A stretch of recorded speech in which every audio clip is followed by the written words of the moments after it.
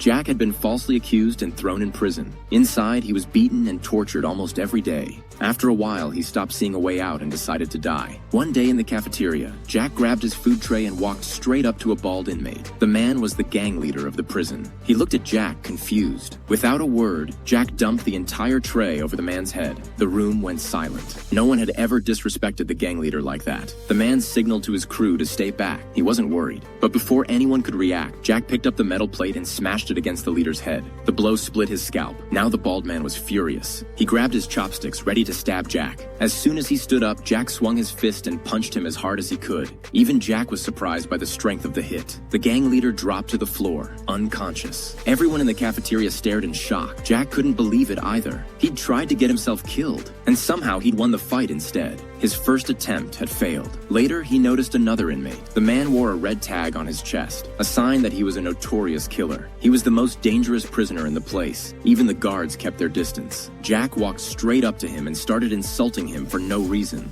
He cursed his family, shoved him, and kept pushing, hoping the man would snap and kill him. Finally, the killer pulled out a knife. Jack saw his chance. He grabbed the man's wrist, pressed the blade against his own neck, and said, "Go on, do it." But instead of attacking, the killer froze. He stared at Jack like he was looking at someone even crazier than himself. His hands started shaking. Then he dropped the knife, collapsed to the floor, and began crying like a child. Jack's second attempt failed too. Soon, word spread through the prison. No one wanted to mess with him. Inmates avoided him like he was a ghost. Even the cafeteria workers wouldn't look him in the eye. They gave him extra food just to keep him calm. But Jack didn't want respect. He still wanted out. One day, another prisoner mentioned that someone had tried to escape the night before. The guards shot him dead in the yard. That gave Jack a new idea. That evening, he walked out into the middle of the yard and grabbed a wooden stick. He started yelling at the guards, waving the stick, daring them to shoot him. Inside the control room, the warden watched everything on the monitors. Within minutes, the guards surrounded Jack and raised their rifles. Just as they were about to fire, the warden leaned closer to the screen.